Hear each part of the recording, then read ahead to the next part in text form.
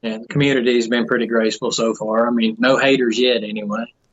I know they're coming.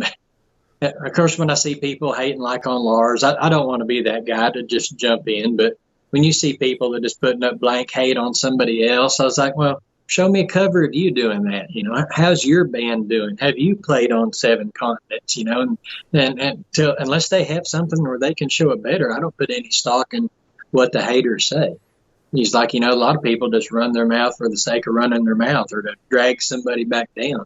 It's like, if they can put out more content, I'll listen to constructive criticism. Show me how to do it right.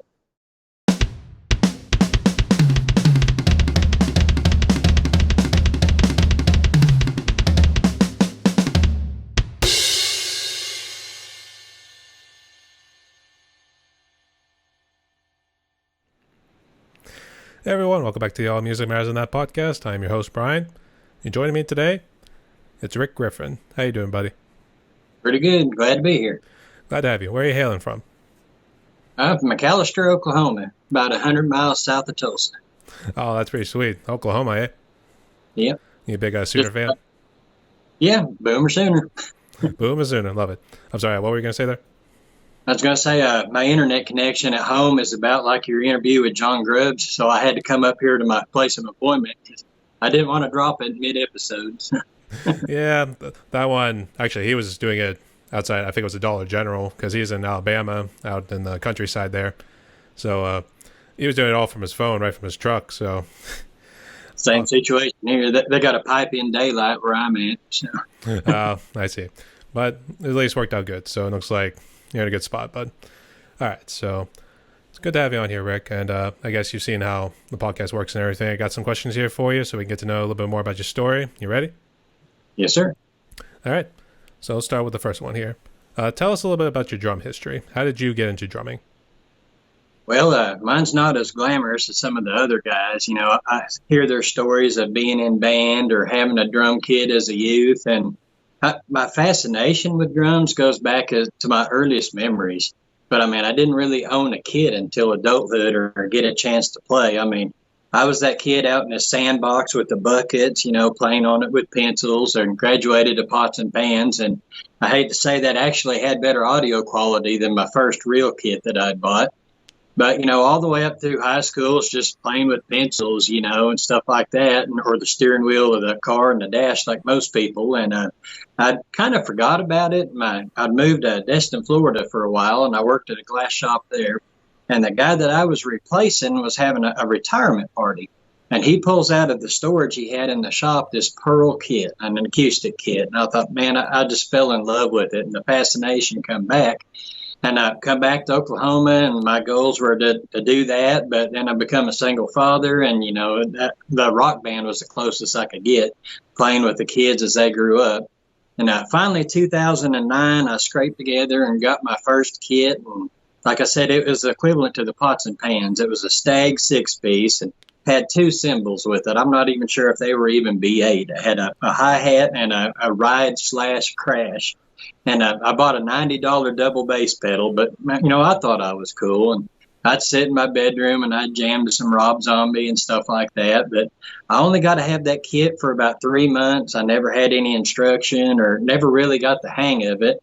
And I'd gotten remarried to someone that wasn't really supportive of the drum habit. And she gave me the choice of her or the drums, and I made the wrong choice and got rid of the drums. But, flash forward, finally in 2020, I'm remarried. I've got someone that's actually supportive of my hobby, and that's a big plus because acoustic kit inside a house, it can be pretty noisy and everything. And I thought, well, I wanted Tama this time. I didn't really have the big budget for the fancy ones, but I got an entry-level kit, but at least it's a name brand this time. And that was in early 2020. And by November of that year, I finally got the courage to put up my first cover, which was Until It Sleeps by Metallica. And it wasn't note for note, it wasn't perfect, but it was something that I thought was acceptable. So like they always say, your early stuff is the cringiest and everything, but I still have lots of room to improve and learning as I go. And that's what this channel is all about, is just documenting my learnings. I see, yeah. And you said you started with a Rock Band, the video game? Yeah. The kids had Guitar Hero, and then I had Rock Band. And Of course, they were more savvy at a lot of the games and stuff than I am, but they didn't realize that Dad had listened to all of these songs, before they were born. So I already knew the songs note for note. And we had a challenge one time that if I could beat them at it and everything, they have to go to bed right then. And sure enough, I beat them within 3 songs. But, it feels good to be immersed in the music and actually having a part of making it. And I thought one of these days I've got to move up from this, but it took a while, but I finally got there. That's actually pretty genius too. I think I might take a note for that when I become a dad one of these days. But that's actually interesting too, because I had actually started with Rock Band as well. In my other interviews and even a little video I did on my channel, I talked about how I was a strings player for most of my life. I was a cello player. Yeah. And then I then got into the Rock Band game and then started playing drums. Obviously started doing the guitar first and then jumped on the drums because it seemed fun and it was a nice little exercise later on. So, and then that actually taught me everything I needed to know. I knew how to do like the music theory and stuff like that, even helping with keeping time and stuff like that too. So it's amazing how influential it could be. Develop that internal metronome that way. Yeah, absolutely. And I think the reason it was Ash Wells. Yeah, Ash Wells. He had featured you on his drum radar. I guess. How did you guys meet? Well, I've been following him online. I actually found out about him through Drumman 190. He had done an interview with Ash, and he was talking about people setting up their channels, and they didn't even have a channel logo or art. And I'm thinking, I don't have any of that either, up until like a month ago. And I just started following his playing, and his playing's phenomenal, but also his online presence, his personality, and he's the kind of guy that's really encouraging and stuff. And in fact, he invited me to be a part of a 16-man drum collaboration. And he's like, how do you feel about that? And I'm like, well, I hope it's a song I know.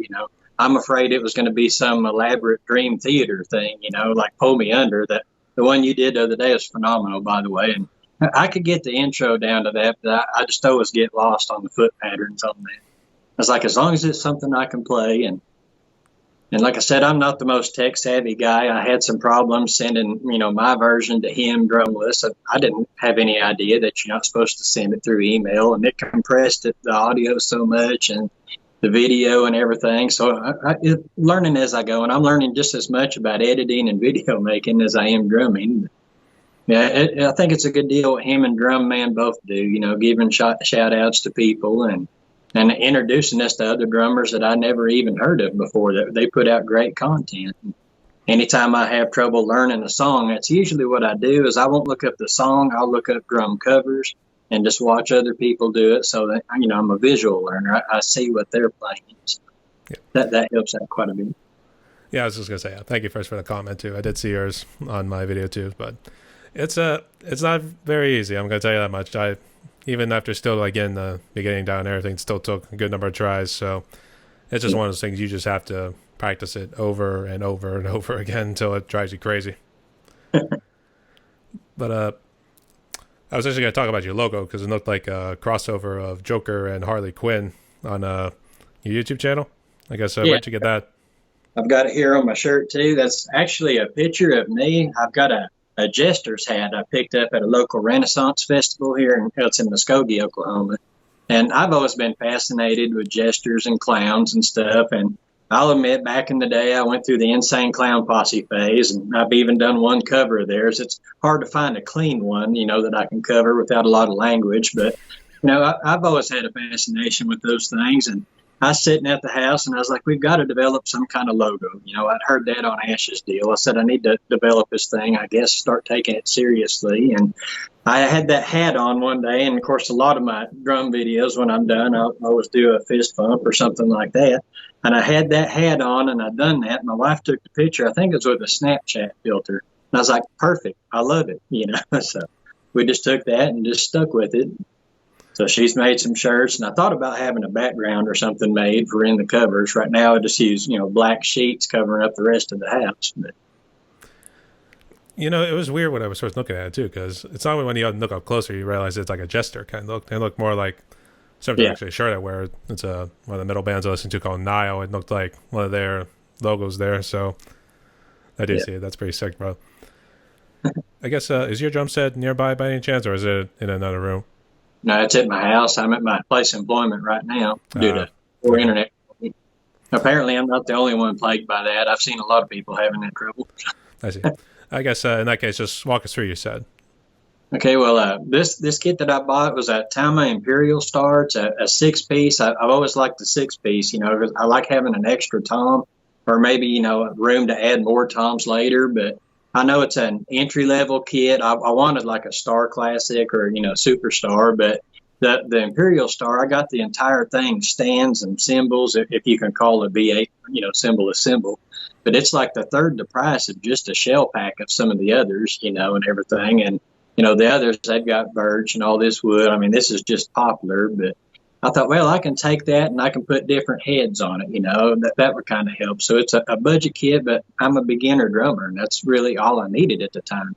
But as I got better, I would try to treat myself to new things, and Sweetwater loves me, by the way. I just say that I just order the candy from them and they send me free drum stuff. That's what I tell my wife anyway. But, I'll upgrade heads and cymbals and stuff like that as I go. On my toms, I put the Evans Black Chrome on them, mainly because I thought they looked cool, with the red kit and the dark background. I've done the batter and the Rezo heads that way. But back since I first bought the whole kit, I put an Evans hydraulic on the snare, and I just really loved the sound of that. And the cymbals, it came with Meinl HCS, the real cheap clangy cymbals. You might as well use a trash can lid, is what a lot of people say on there. But, it was good for starting out, especially if you hit heavy. It's not going to break them.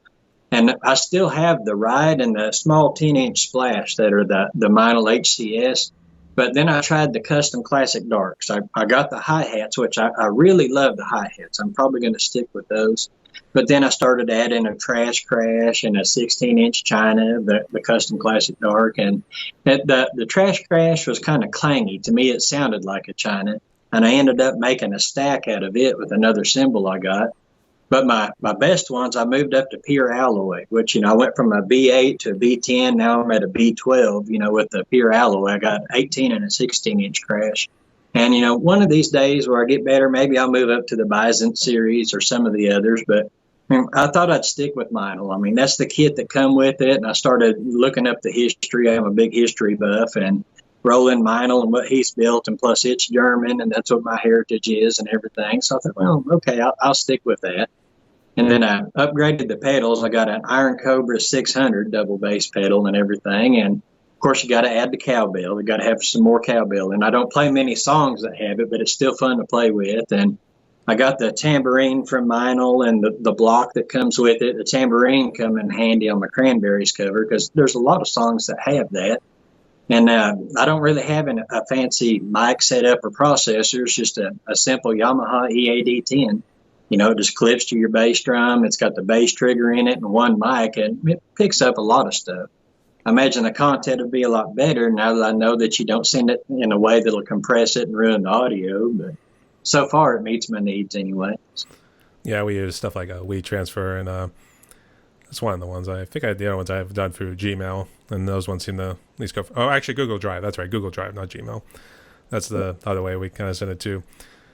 And I kind of wish we had a picture too, because it sounds pretty sick too. But when he said the cowbell, I immediately thought of "Don't Fear the Reaper" by Blue Oyster Cult. Would you think of doing one? Just picture Christopher Walken saying that. More cowbell. Or who's the one who was actually hitting the cowbell and dancing all over the place? I'm not sure on that one.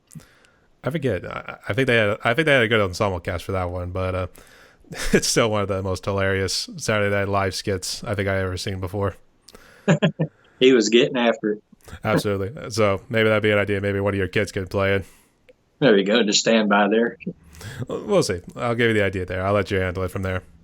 All right. All right. So what sort of sticks do you use? Well, I always told myself I wasn't going to stick to any brand of stick, no pun intended there. Just try out different brands. I know the big go-to for everybody is Vic Firth, and I thought I'm going to save that for last because I'm afraid if I like them, I'm not going to try anything else, and then I won't know. And, I started with some ProMark hickory, and, one of them I broke the neck on, so I bought another pair at the local store, and I broke the oval tip off of it. So I got some Vader ones, the Los Angeles, I believe they're 5As, and I've had pretty good luck with those. And there's a lot of drum glitter going on. That's what I call the sawdust, rim shots and cymbals. I mean, it's chewing them up. So it's about time to start looking at new ones and try another brand and everything. I kind of look at the Zildjian. They got a hickory dip, I believe it's called. It's got a grip that's supposed to be tacky. It's like sometimes I go fast and a stick goes flying. You never know where it's going to end up. And I could probably put together a long blooper reel full of times I've lost sticks and stuff like that. And, I'm kind of looking at some of these others, but I was holding off on the Vic Firth because the way that all the reviews I hear and people talking about them, I know I'm probably going to stick there. Of course, my all-time favorite hero is Lars Ulrich. I'm with him like Mike Conway is with Van Halen. I'm that way with Metallica. And Lars uses the head. I think they're aluminum core. And I think they would tear up a kid, what I would think. Now, they say it won't void your symbol warranty, and, it's not hard on your equipment, but I'm not sure if I believe the hype on that. So if anybody listening to this uses those, let me know in the comments because I'm curious. But yeah, right now, Vader, Los Angeles, I stuck with 5A because, that was the first set of sticks I'd had. And I like the feel. I like the balance. They fit my hands all right. And I really don't want anything too heavy because if you start faster playing, so that's just kind of why I stuck with that size. Hey guys, so what songs are you playing on your channel? Do you kind of jump around between like the classic rock and maybe more the modern kind of rock these days? Yeah, just whatever just kind of feels or whatever I'm feeling that day. Or sometimes some of my friends or my son will make a request or something like that. I've covered a few country. My wife's solid country, so I had to cover Hank Jr. on there. I've done a special tribute to her with Alan Jackson. And of course, I like some of the old school stuff, Beastie Boys. And of course, a lot of my older videos are cringy, the audio and the playing. But whenever she went to my mother-in-law's and would leave me at the house, just the two dogs, I told her we're having a good boy party. So I downloaded the song "Fight for Your Right to Party," and me and the dogs, we had dressed up and just had a wild little video that we had made there and everything. So I mean, I mess around with some of that and everything, some of the classic rock, because that's what a lot of people, want to hear and everything. But I've always been a metal guy too, And of course, like I say, I've covered Insane Cloud Posse, some other Beastie Boy songs, Rob Zombie. I mean, just all over the place. I try not to specialize in Metallica, but that's where I keep finding myself drawn back to. It's like I just don't want to be a one-band man. Well, it's funny with Metallica because there's a little bit of an intricacy with it, but it's also like real simple to play too. So no disrespect to Lars, but at least something you can still enjoy too. It's not like the harder ones when you get to like the Slayer, Anthrax, or Megadeth. Those kind of ones. And it was funny when you mentioned you had to fight for your right, because I actually heard that song last night when I was working down at the restaurant, and one of my buddies was actually singing the lyrics to the song too. And then when you brought up that you dressed up your dogs too, I was like those poor dogs. What kind of dogs do you have? American Bullies. They're a cross between a Pit and a Staffordshire Terrier. They're just about 100-pound babies is what they are.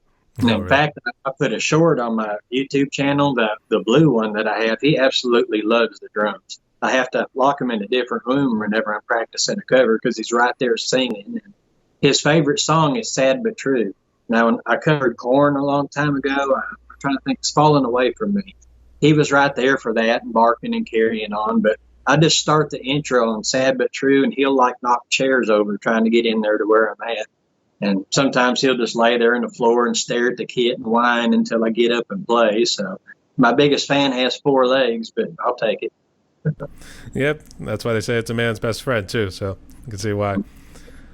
Did you take part in like any cover bands or anything like that?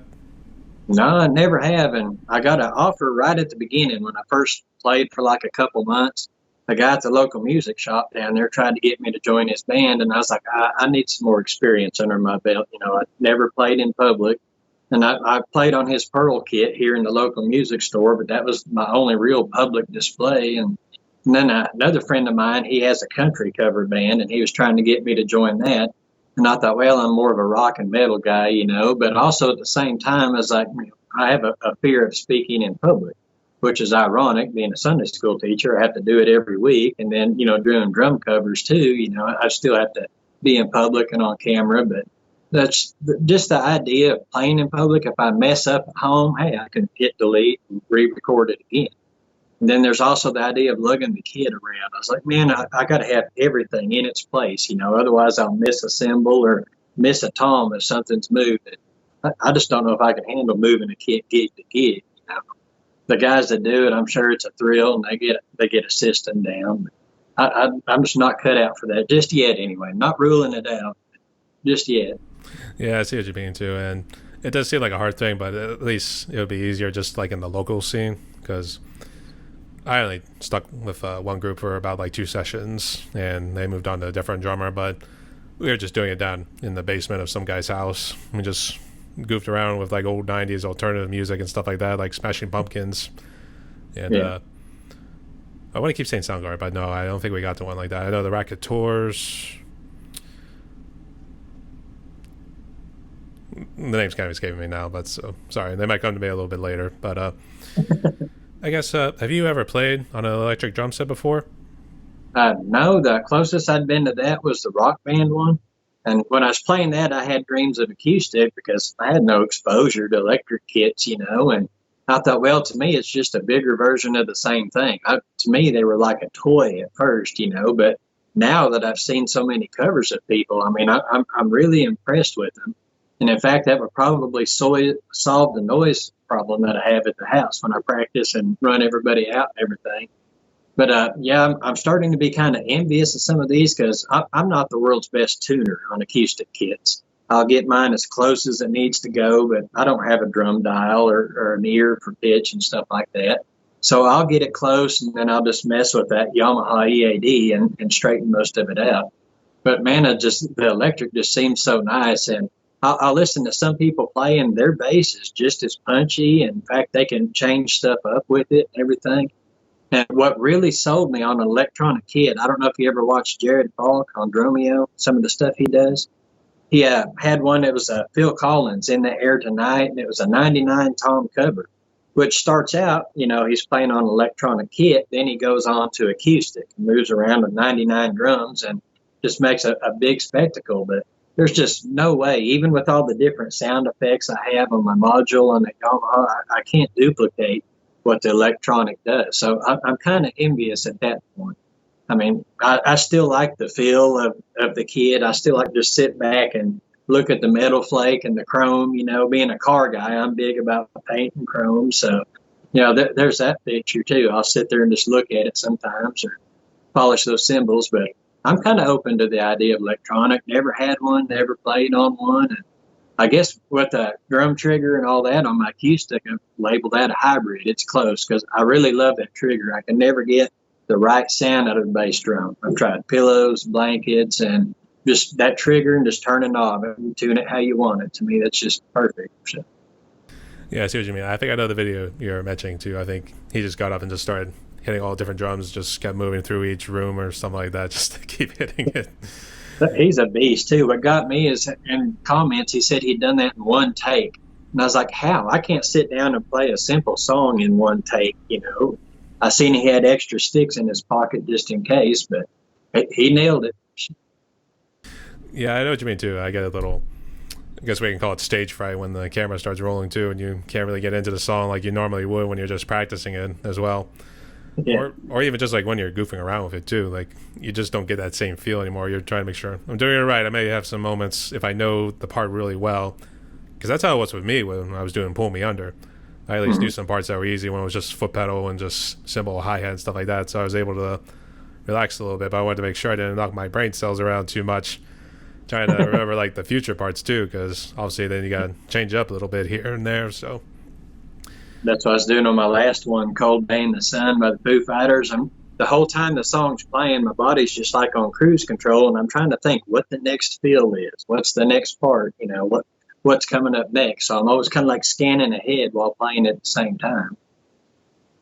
Yeah, I see what you mean too. And going back to your earlier comments about the pros and cons of the electric set, it's definitely more of the tuning and the noise control too. So I can see what you mean too, and you want to make sure you also keep the wife and kids happy. Yeah. I guess, have you ever thought of maybe extending it a little bit, maybe do like a percussion little side to your acoustic kit? I've thought about it. Yeah, you can always add on more stuff and expand, man open, that kind of thing. I guess Like when you want to try to do like any Rush, Neil Peart kind of stuff. eventually, I think I got to get the skill set acquired before I take on something at his level. I mean, I'm the guy that started out on Billie Jean, which I'm sure 90% of people have. I'll never do the cover because it's so amazingly simple, but it's just, I start out on the small stuff and then I listen to something. I was like, oh, I think I can handle that. Sometimes, you find out something that sounds simple isn't necessarily simple when you try to play it, when you move up to different stuff and everything.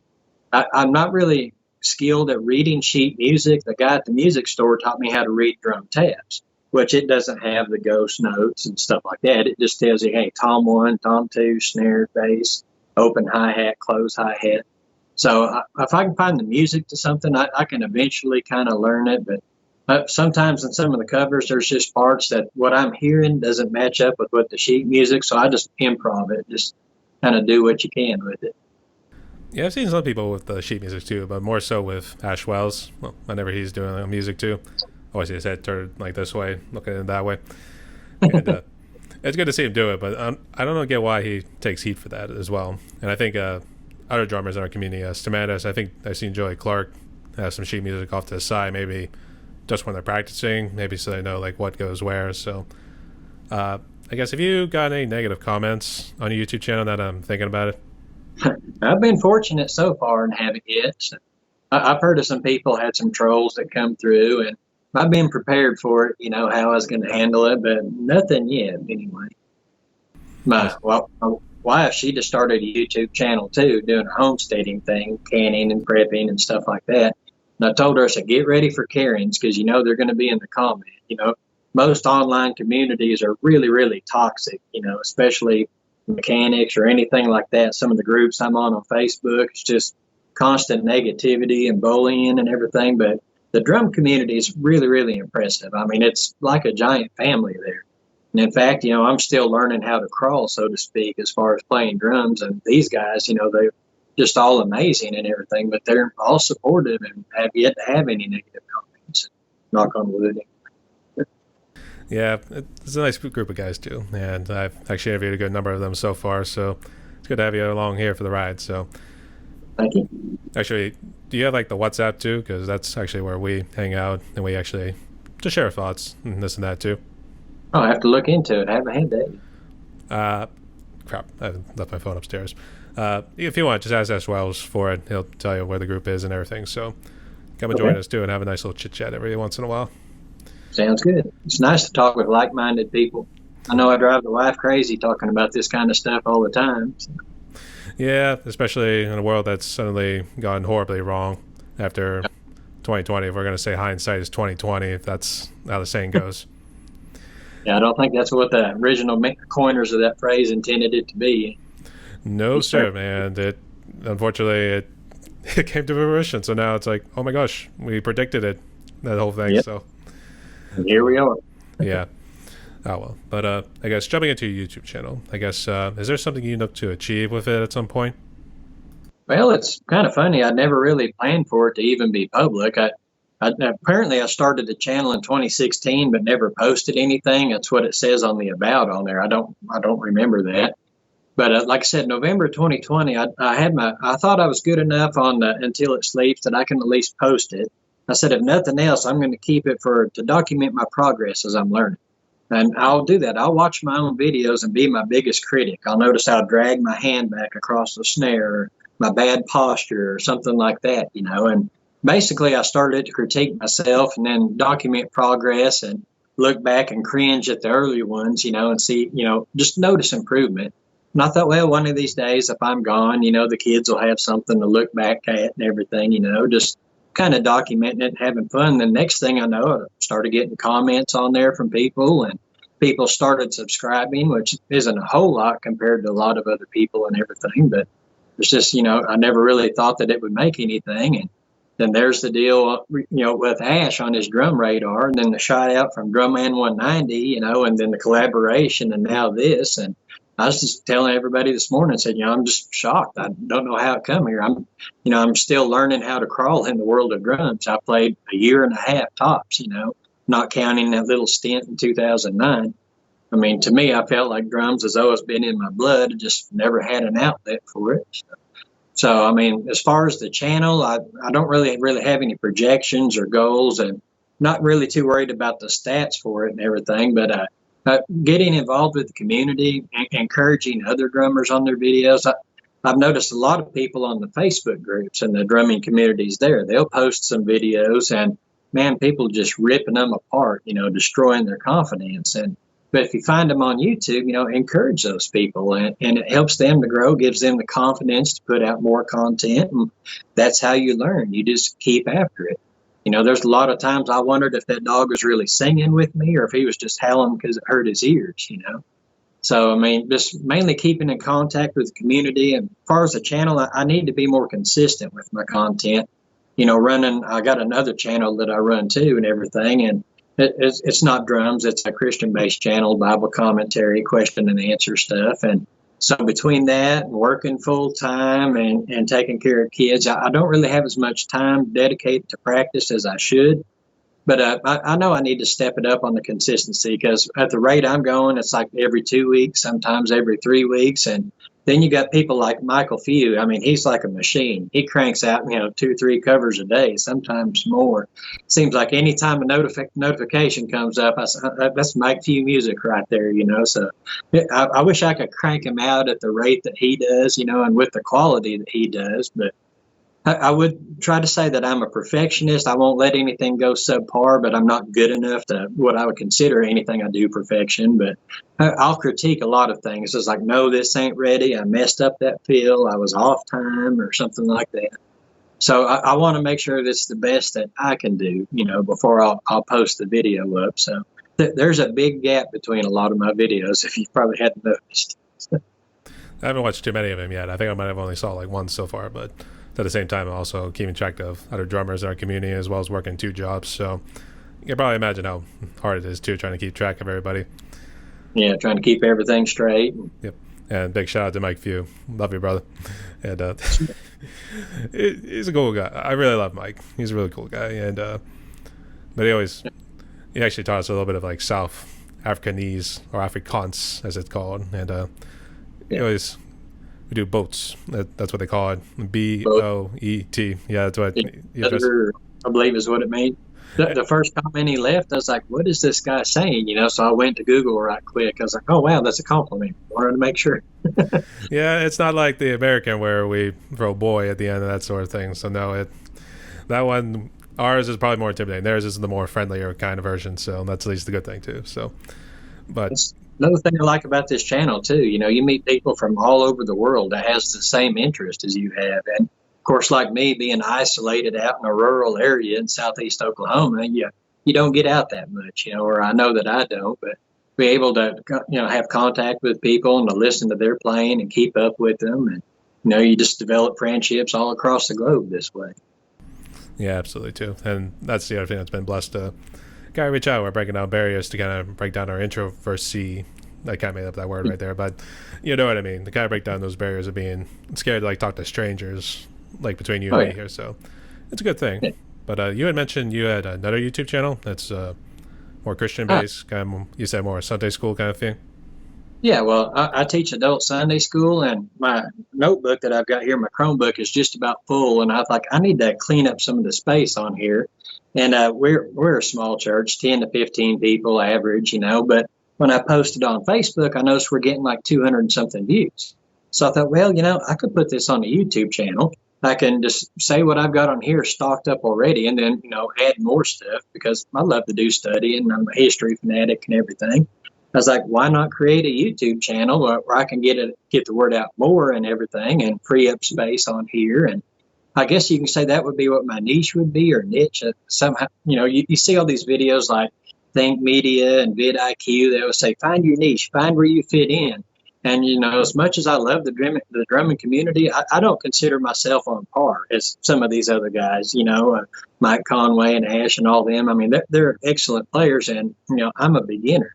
So, I mean, I'm growing in this and everything, but that over there, I feel that's more my niche. That's more my area of expertise and everything, So I thought, between trying to keep fresh content on there and then trying to learn songs and do stuff at the same time on here, you kind of burn your candle at both ends sometimes. Yeah, I see what you mean too. And I've actually been thinking of trying to start another YouTube channel, which is still in the works. Actually, it's supposed to be me and a friend of mine try to get together too and kind of talk about the whole thing now with the whole meaning crisis, that sort of thing now, because I know there's guys like Jordan Peterson, Jonathan Bajo, Bishop Barron is also another one, John Vervaeke. There are guys who are really kind of addressing it too. They're kind of making a lot of headway these days. And not to kind of get off topic here with the whole drumming thing, I know, but they're at least they're trying to at least fill in the gap that's been formed now because of the rise of atheism over the last couple of decades. So kind of give people like perhaps some meaning here. You could perhaps still keep your secularism and stuff like that if you still like have an intellectual base. I think that's how they're going about it. So I'm sorry if I get it wrong. So, but I think you get the idea. But if anyone does see this, I'm sorry if I get it wrong. So I'm still trying to learn as well. All right, but I thought, yeah, that's probably why I do it on a separate YouTube channel. I mean, because I know there's some people out there that they won't listen to secular music at all. And if they come over to my channel and they see me doing Metallica and Korn and all these, they're like, well, wait a minute, what's this guy talking about? But if they'll notice the songs that I pick, I don't have anything with profanity on there, or very little if they do. And most of them have a message. The Falling Away from Me by Korn, I got to admit, this is probably to my detriment to the rock community. That's the only Korn song I've ever heard. All these covers of Freak on a Leash and all these, I've never really listened to them that much. But that one has a message about domestic abuse.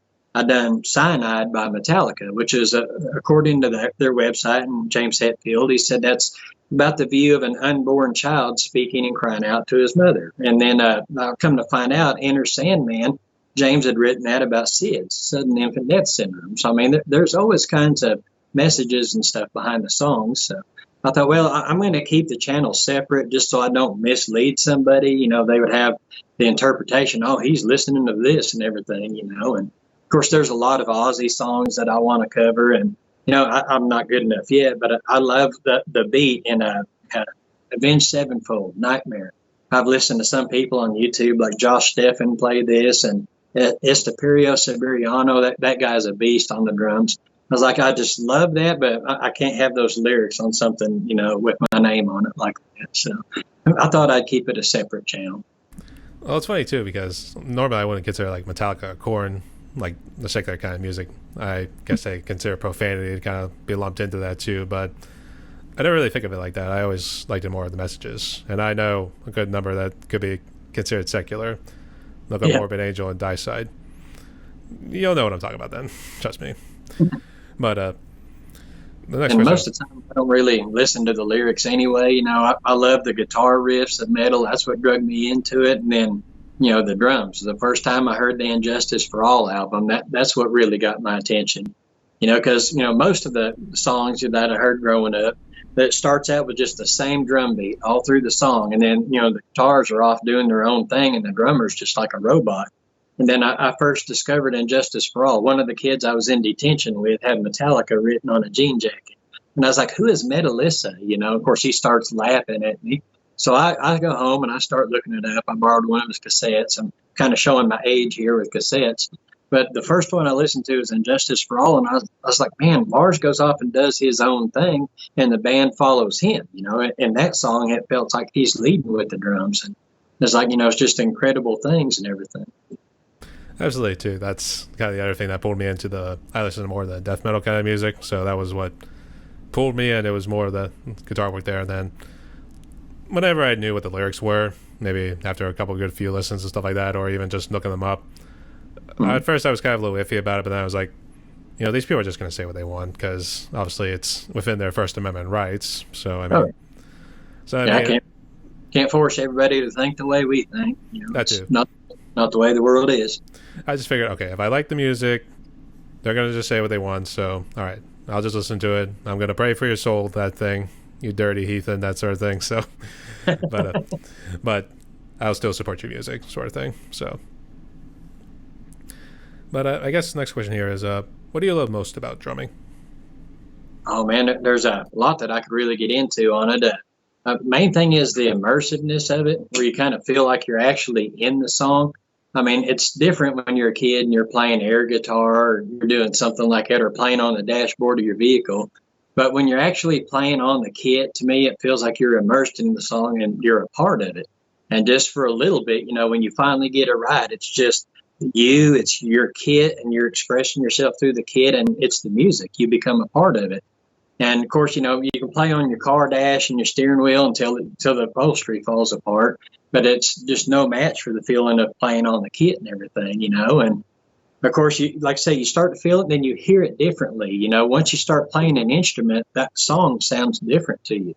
You notice changes in the beats, changes in the tempo, ghost notes, nuances. I mean, things like that you'd never heard of and everything. So just for that moment while you're playing, I may never be in a band. I never be on a stage. I'm quite content for the moment anyway, just playing in the living room of my house. But I feel for that moment while I'm playing with my headphones on, I'm part of the band and everything, just me and my kit and music.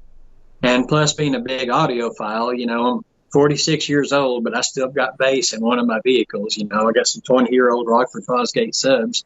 But I can take some of the songs that I've learned, and if I turn the trigger up on my Yamaha, I can really make that bass extra punchy. I mean more so than the standard studio version of it.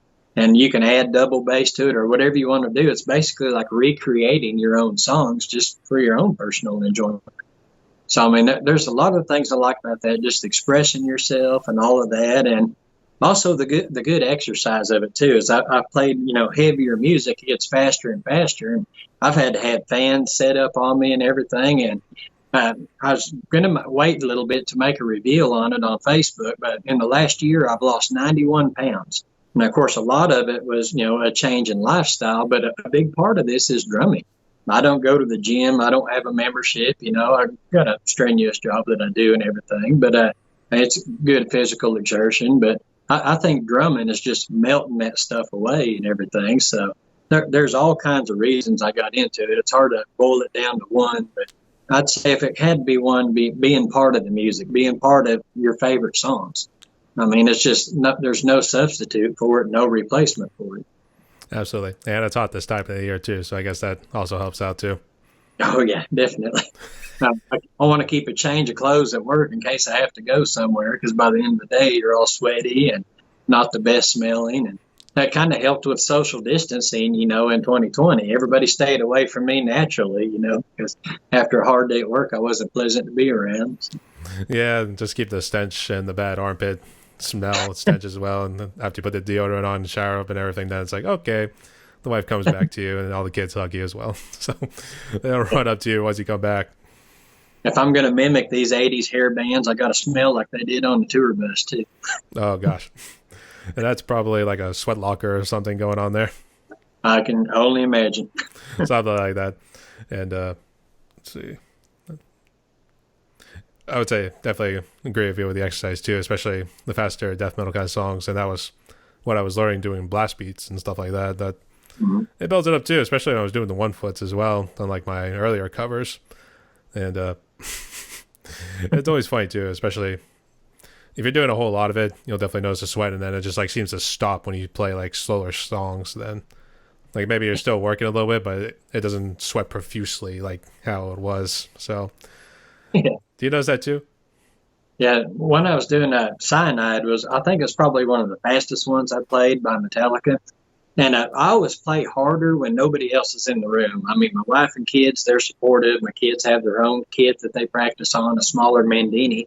And, they really don't have a problem with it. Or if it gets too loud, they go outside. But I still pull back. I don't give it my all if I feel that somebody's within the room or within the next room. So usually when she's gone somewhere, gone to town, that's when I get out there and that's when I jam. And it's usually when she's gone for the weekend when I come out with another drum cover or another video. But I sent her a video while she's at her mother-in-law's, and I showed her a picture, and it's just sweat dripping off me. It's all over my snare and everything. She goes, "What song are you trying to play?" And, of course, I knew she probably didn't know the song, so I sent her a link to it. And she's like, "Metallica's going to kill you." And, of course, up by my kid, I've got an autographed photo of Lars where he's just got blood all over his snare, Of course, it's the younger Lars and everything, where he's just, if he had a blister pop or what. His snare's covered in blood. I was like, I hope I don't ever get to that point, but I've got sweat all over this thing right now. Yeah, probably not the blood, because I think that's going to be hard to get out of the snare. You might have to replace the head on that. So It was back in the day when Lars was his young, rebellious self and probably drunk as the rest of the other guys in there. Yeah, Well, that I seems to be see. a thing. See a lot of the YouTube people and everything on the off-camera things with their bloopers. They've got blisters on their fingers, from playing fast. And I was like, I guess I don't spend enough time on the kit. That kind of convicts me. It's like, if I'm not getting these, it means I'm not playing hard enough or something. I see all these guys talking about breaking sticks. I was like, well, I've broke 2 in my whole life. And if you're a metal guy, you think you should break more. Maybe I'm doing something wrong. Yeah, maybe you have to hit more of the around the rim shot there, and maybe just hit more of those right there, and then maybe that will cause them to break a little bit easier. There you go. I don't know, but something like that. But for this next question, this one's more about the influences in the drumming world that kind of influenced you and your playing style. You haven't mentioned about Lars Ulrich from Metallica. Was there any others? Oh, yeah. Actually, before I discovered Metallica, this was back in the days of playing on the pots and pans with the pencils. But I was real big into the country band Alabama. And at the time, their drummer was Mark Herndon.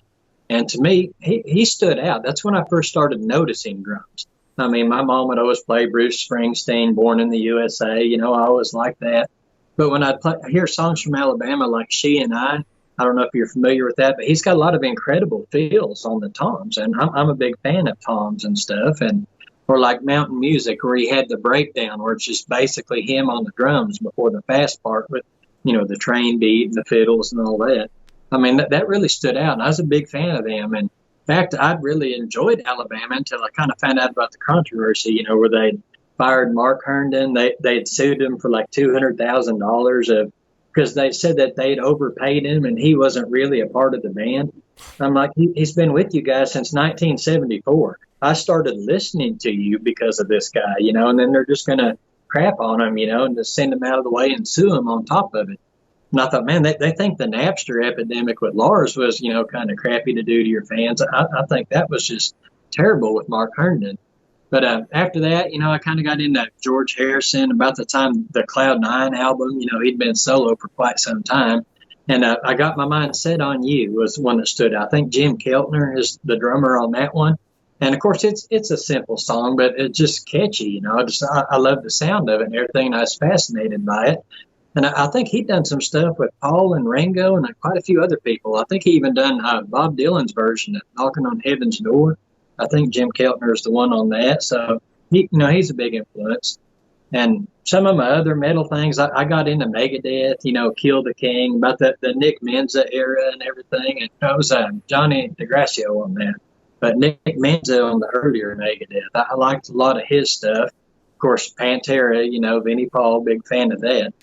And that would be in the music industry. But there's, a lot of other influencers on YouTube as well. Like Josh Steffen and everything. I like to follow his. He's gotten more into a lot of original stuff lately and everything, but some of his covers, man, it's just incredible. He can do like double the notes of the original people and everything. And this guy, L.S. Taperio Siberiano, that's a mouthful just to say. I mean, he's faster with one foot than most people are with double and everything, or some of his one-handed covers. And so, yeah, at the same time, they kind of, fascinate me and make me want to play.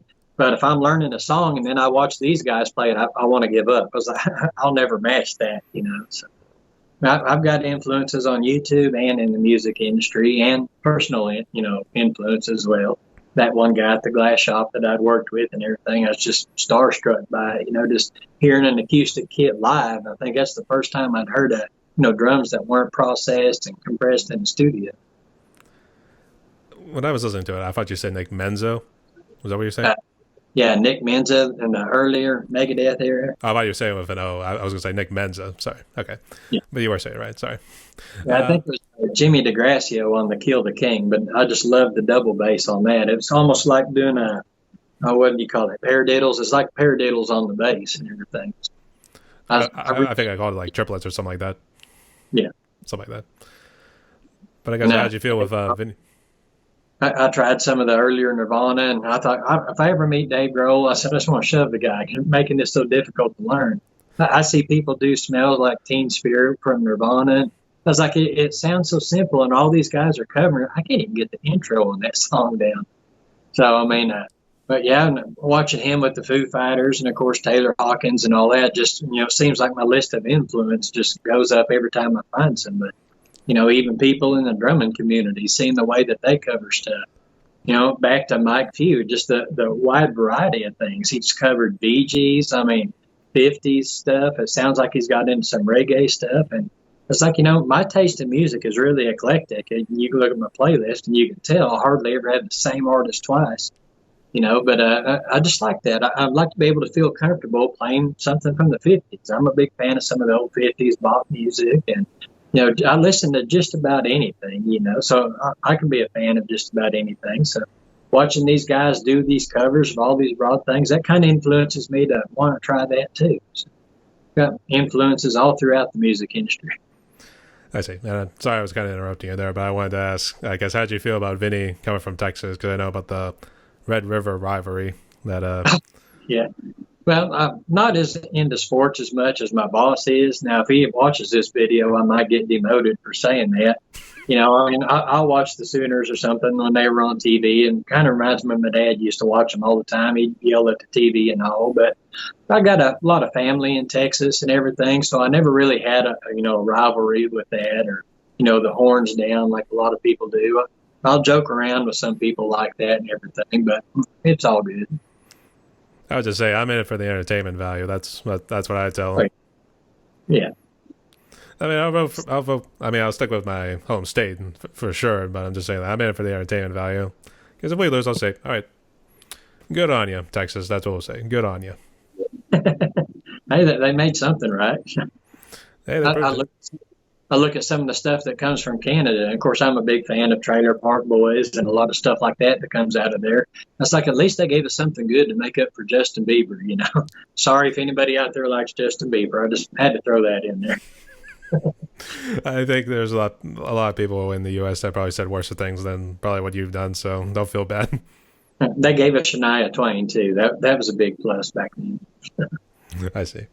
All right. So, hey, Rick, we've reached this part of the podcast where now I get my interviewees a little bit of freedom to ask me anything, or if there's anything you'd like to get off your chest. So, well, one thing, what kind of advice do you got for people wanting to start their own podcast? Because, like I said, the audio on your end is just terrific. Mm-hmm. You've got one of these voices. You deserve to be in podcasting. You ought to do ASMR stuff. But, as far as microphones, I've got this Blue Yeti that I use, but I was also thinking about my Christian channel. I thought about opening that up to a podcast, get an RSS feed, maybe submit it to Anchor, try to get it on Spotify or something like that at some point. What do you recommend as far as, equipment and software and mics? Well, the first thing is you got to know, as you said earlier, like what your niche is in this case. So when I was doing it, unfortunately, I was kind of like going to try to mimic what like Drumman was doing with his 5 strokes at 5. And I also saw Drummer's Key. He was doing his own little, we'll just call it a YouTube channel because it didn't really seem like a podcast or anything like that. And I think it was just something he kept on his YouTube channel, just talked with other drummers. That was where the whole idea kind of rolled in. But in terms of equipment, it's best to have like this kind of microphone, or you can roll with, because I got a Shure SM57. I was going to say 370 actually. It's actually a good few steps up because they talk about how these other microphones are meant to be more podcast or live streaming kind of ones, because you see like some of the guys having it like right here and stuff like that when they're playing a video game or stuff like that. It's really doing like a lot of research, but if you're going to be on a budget, doing like these ones, the AT 2020s, very much I've been rolling with this one. This one's coming out with like good volume, and I got no objections to it. And this one's only like $100, so you can get it pretty cheap. Not sure because of inflation now. It might have bumped up a little bit, but I've used like an audio interface. Obviously mine's like an 18i20, so that's obviously a lot stepper up, but I think you can get by with just using like the smaller version. I think it's the 2i2, I believe, but that's a Focusrite. Those are the Focusrite interfaces. I think there are people who use like mixers and stuff like that, so it's a little bit tricky, but the thing is you really got to do your research and feel like what you're comfortable with. So I recommend condenser microphones, maybe use an audio interface because it helps with the audio as well. download the software because the way I'm actually recording our interview here, I actually downloaded a call recorder.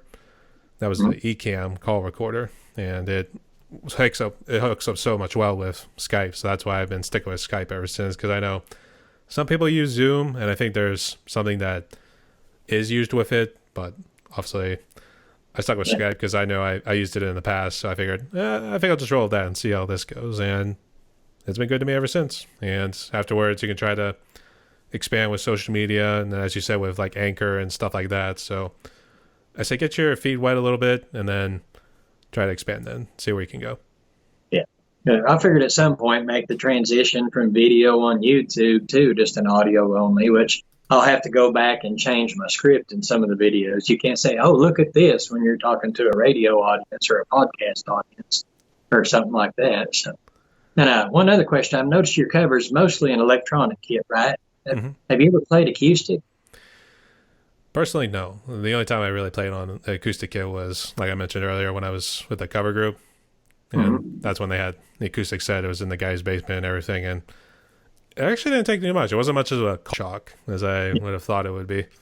So, I mean, I didn't know if it was like a learning curve, if things were different, the rebound was different. A little bit, I would say. Maybe it took maybe a couple tries to get used to, because I know it wasn't just like something like that. It just took a couple tries to know, like, okay, here's the ride, here's our crashes, hi-hat, this is how far. Whoops, I hit my mic. I'm not gonna do that. I know that does that. Yeah, but anyway, I didn't know like how far I had to reach to get to the hi-hat there without it kind of interacting with my snare hits there and everything.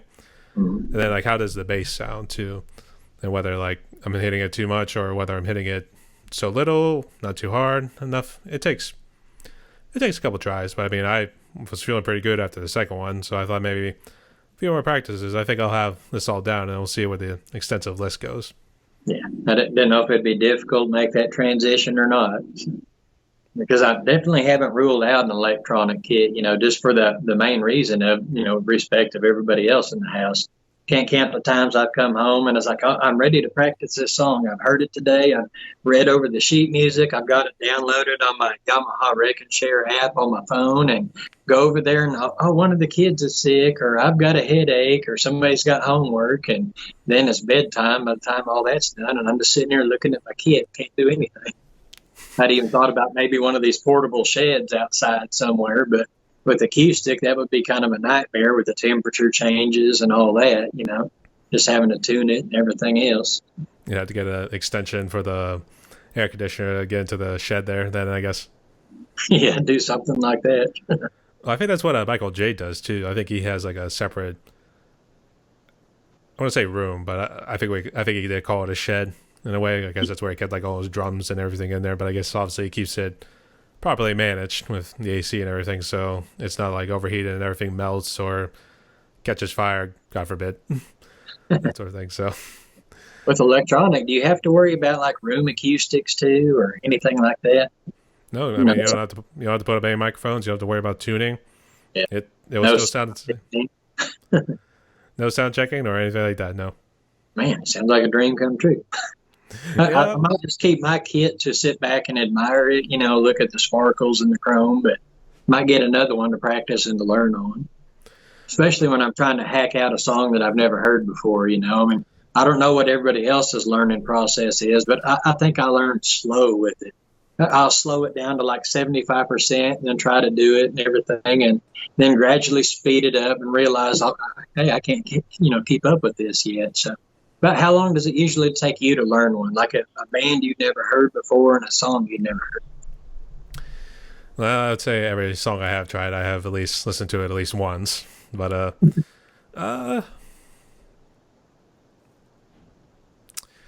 it depends. I think it depends on like the complexity of the song too. If it's a simple 4/4, maybe a couple little hits here and there. Pretty much what I always do is I like to listen to the song at least a couple times before I start doing it on the drums, and then take off from there, that sort of thing. And slowly keep building up till I eventually get the hang of it, like here and there. So I know, like, okay, this is when the time signature happens. Make sure you know to catch the hi-hat, so there's a brief pause here and there. Yeah. Because it sometimes sneaks up on you too. So I mean, you gotta know, like, okay, when's this and that? Because like I said, going back to Pull Me Under, that's how it was. I didn't know there was a sharp close to the end there. So that took a little bit to realize, okay, how many times that happens? Okay, there's 4 times after that last little build up there. And then he does these 4 little things goofing around. And then I think it's the 5th time when it just stops. It just stops right then and there. So yeah, I say give it a couple listens first and then try it on the drums. Make sure you get the feel for it first. Because I actually use MIDI. I guess yours, do you just do it all in a couple takes or something, or how does your process work? Well, I played on that Yamaha Wreck and Share app that plugs into the EAD10, which you can put it on a loop if there's a spot that you're not familiar with. You know, you can isolate like a solo, or you can isolate a spot with a feel you're having trouble with.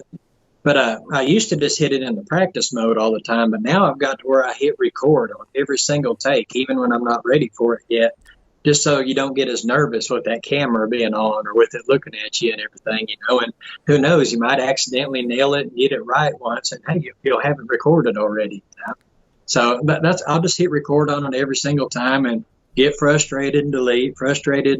I think it was the Guns N' Roses one that I'd done here a while back, and Paradise City, I think it was 40-something takes I took before I got it right. And, of course, I couldn't do the bass pattern that the song had, so at the end I just went with a double bass. I just kept it steady after that transitional fill. And after 40-something takes, I mean, my legs were cramped up and everything else. And I was like, I have to be the slowest learner there is on YouTube.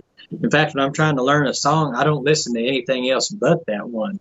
That way I know, you know, but I can hear the vocalist doing this, or I can hear this change in the guitar, and I know that there's something else coming up on the drums, a certain feel or something like that. I mean, I've really got to immerse myself into it. I'm just wondering if I was the only one struggling like that to learn something new. That's when Ash sent the deal about the collab. I was like, please be a song that I know, you know, nothing overly difficult. Which I had listened to Nirvana, so I was familiar with Dave Grohl, but I wasn't that much on the Foo Fighters. I knew that he was a part of it. So the song that he had sent me to learn, I was like, I don't know this guy's style of drumming. I said, I love it. He's fantastic listening to him. But besides learning a song, you know, I feel like I had to learn the drum players. You got to learn the players and learn, you know, to me, I learned to play by their style. Now, a lot of people hate on Lars. They say he can't keep time and he's erratic. Well, so am I. That's perfect, you know. But just, I feel like you got to get into their shoes to really learn the songs, too. I mean, maybe that's just the way that I learned it or anything. I just didn't know if I was the only one that struggled and was a slow learner in that department. It was actually more when the camera was rolling, when I probably tensed up and kind of made mistakes. I feel like I got to retake it over again, that sort of thing. That's how it was. Well, that's how it was with like a couple of Silverstein songs, and afterwards I realized, because people say like, don't be a perfectionist, like try to do what you can, and then if you make a mistake, maybe like in this case missing where there should have been a crash symbol, then at least people in our community, they won't judge you too bad, so don't judge yourself too harsh. And the community's been pretty graceful so far. I mean, no haters yet anyway. I know they're coming. Of course, when I see people hating like on Lars, I don't want to be that guy to just jump in, but when you see people that just putting up blank hate on somebody else, I was like, well, show me a cover of you doing that. You know, how's your band doing? Have you played on 7 continents? You know, and unless they have something where they can show it better, I don't put any stock in what the haters say. He's like, you know, a lot of people just run their mouth for the sake of running their mouth or to drag somebody back down. I was like, if they can put out more content, I'll listen to constructive criticism. Show me how to do it right. But, you know, for some people, if they're just going to hate just for the sake of hating, you know, just shove them outside and don't worry about it. Yeah. Yeah, I guess, actually, I did miss one of the questions, but it was actually about COVID. I guess, how bad did it affect you and your community? Well, my job was considered what was essential, being in transportation. I do auto glass and windshields. And, of course, the company also, they do plate glass, mirror, home windows and stuff. So we got to stay open. I've watched, you know, the barber shop across the street was shut down. And in fact, the police had to come and make him leave because he showed up even after the first day of the lockdown. So, you know, it didn't really affect me as much in my day-to-day life. And I hate to say it. I know a lot of people suffered, and I've had some good friends that passed away from it. But I kind of enjoyed the no traffic and gas for almost $1 a gallon. You know, I mean, there's hardly any traffic whatsoever. I can go into Walmart. Yeah, I hated wearing a mask, but you can go into any store, and there's no long lines or nothing like that. But I know it affected a lot of people. And one of my former bosses, he had passed away with it. He'd long since retired and everything. And a lot of people were lost to it. But I'm naturally a hermit anyway. So social distancing is something I was a professional at. That's my niche right there. I'm just, work, home, and church. I never go anywhere else. My nearest neighbor is my mom, and that's like a half a mile away, So, I mean, that's why I have an acoustic kit. I don't have to worry about neighbors being bothered and stuff. Now, as far as practice time, of course, the schools were closed down and the kids were doing learning at home. So there was really no practice time at home whatsoever. I see other people, that's when they put out tons of content. When you're on a lockdown at home, you've got nothing to do but jump on and play. I kind of envied them on that, but, it didn't affect me much. In fact, it probably hindered my practice some, as far as having, time alone with the kid.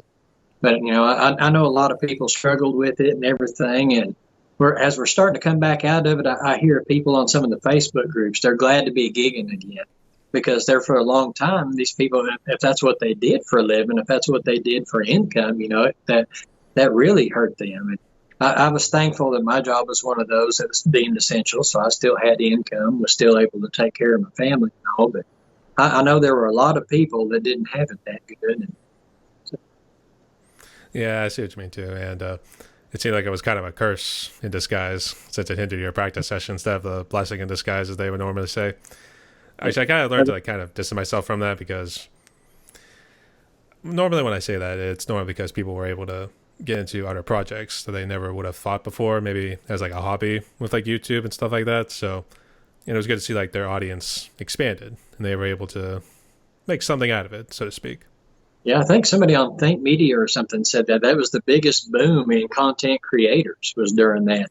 It was kind of like the internet's version of the baby boom after World War II. All of a sudden during the lockdown, all these new channels appear and everything else. And, I wished I'd really got into that back then, when everything was coming up like it was. Yeah, absolutely too. And that's kind of how it was with me. And I just figured I'll just do simple drum covers at first, and you realize it's such a saturated market. I was kind of a little bummed. I'm only getting maybe a couple of views of each video I'm putting out there. Yeah. And that's the way I was at first. I tried not to look at the views or the number of subscribers, because I didn't intend to become big or anything like that. I'm never going to be on the level of Josh Steppen or some of these other guys. I mean, I hope to grow in my playing and stuff like that and just, help other people out in the community and watch other fellow drummers. To me, that's what the biggest part's about, at least on this channel in any way. But now I'm starting to kind of feel the pressure, it's like other people's putting out so much content and here I am just sporadic, just when I have the spare time to find another one. So now I kind of feel like the heat's being turned up. Like I said, there's like Mike Pugh, he's a machine. He's cranking out several a day while I'm still trying to learn one. So. Yeah, absolutely. So best of luck to you going forward, man. Hopefully you can get some more time to make at least once a week, because I know maybe it's hard for me trying to do 3 times a week, especially working 2 jobs and stuff like that. So, but we make it work. Doing stuff like this and then your lunchtime episodes. And man, you got your hands full over there. Well, originally that one was meant to be an actual lunch break because that was actually during my actual lunch break during my real job, because I've been working from home since 2020, and given inflation and everything now, I'm having no desire to go back into the office until they say like you're gonna get fired unless you go back in. So that sort of thing.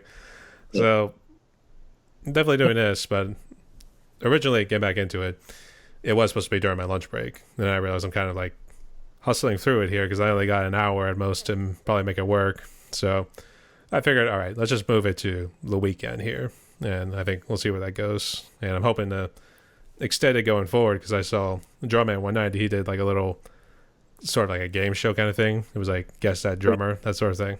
Yeah, I remember that. Had a Mike Conway and a few and someone else on there too. Iwaki. Yeah, all excellent drummers, because after watching that, now I know who they are, and I started following their channels and watching their content. And that's why I like stuff like this, because you watch the people, you watch them play, but you never hear their voice. You don't know anything about them. You don't really know who they like. So that's why I like stuff like this. You get to know the people that you're actually fans of. Well, it's also because we're more human beings, and I think you got to get down to the level of the average layperson, so to speak. That's pretty much what I want politics to do, even though they're pretty much the biggest idiots of the whole entire nation, to be honest. So, Yeah, that's just me venting right there. That's just me venting. So that's really what I'm hoping to do here, and I'm trying to like set the example because it looked like Drumman and Ash, they had set the bar. Now I wanted to extend it a little bit more and get people on here because first off, it's free because you're not paying anything for the service here. So, oh yeah, and I mean, hey, everything on the drum covers. I mean, I don't know very many people being monetized because of copyright claims and stuff. You know, it all goes to the original artist. So none of us are in this really to make money or anything. I just started the channel just to keep track of my progress. But turn around, it's been a blessing. I've met a lot of awesome people, and I've learned a lot. You know, in the meantime. You know, I mean, a month ago, I had no channel art, no logo. I didn't know anything about, you know, tags or anything like that on videos and stuff. I was just uploading for personal use, just a way to store it all online. You know, I used YouTube for the cloud. Yeah, absolutely too. Yeah, it's good to have you along here, buddy. So maybe at some point we can do a collab at some point. Yeah, it's good to be here. All right, so we are almost out of time, and we've actually been talking for an hour and 10 minutes about now. So I was afraid it was going to be your shortest episode ever. I told my wife, I said, I'm not that interesting of a guy. You know, it's probably going to be a 10-minute podcast. Oh, no. And in fact, you talked up a good storm, and I had a good number of questions, too, so don't worry about that. All right. This last question I've always asked, because normally I like to get everyone's message on this, especially given what COVID has done. So what sort of message of hope could you give to musicians out there? Well, to musicians and also aspiring musicians, to the people that's wanting to take it up, don't give up. I mean, there's probably people listening to this that's like I was. I mean, there are probably little kids playing on their buckets, or there's a lot of people, you know, playing on their cars or playing with pencils at home or something like that. And don't give up. Pursue your dream. It's never too late. You know, I bought that one kit in 2009, and then I bought this other one when I was in my mid-40s. And here I am trying to play metal in my mid-40s, you know, and I was out of shape and everything else. But it's never too late. Don't give up. And especially if you have someone that's supportive of your drumming habit, keep them. Hang on to them, because that's a rare thing, especially with our instrument. But, yeah, things will get better. You know, hard times don't last, and strong people do. So if you're already established in the music business, and I'm sure it's ebb and flow, as you probably already know, but you know, things will always get better. That's the mindset that I always try to keep. Spoken like a true prodigy, as I always like to say. Well, thank you. No worries. All right.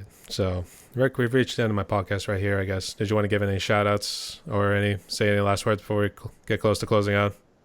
Well, the shout out to the guy who started all of this, I guess. It sounds like from your testimony, too, Drum Man 190. I mean, if it wasn't for him, I wouldn't have known Ash and several of these other people. And because of what he's doing and because of what you're doing, I mean, we're just seeing all kinds of new people pop up. So keep doing what you're doing. Thanks. And I guess where else can they, because you said you have 2 YouTube channels, I guess where can they go to support your other channel?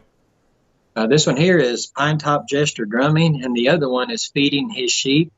I'm not sure if it's really that popular yet. I've only got like 5 videos on there. I just started it a week ago. So, but if they're interested in, you know, Bible teaching, commentary, I do a question and answer, you know, episode on there every now and then. And, you know, I'm trying to make it an all-in-one place. If people's doing research and stuff, they can just come there. And by the time, you know, it's going to take several years to completely fill up all the playlists I have planned for it. But I'm going to try to make it an all-in-one source for anybody looking for stuff. So.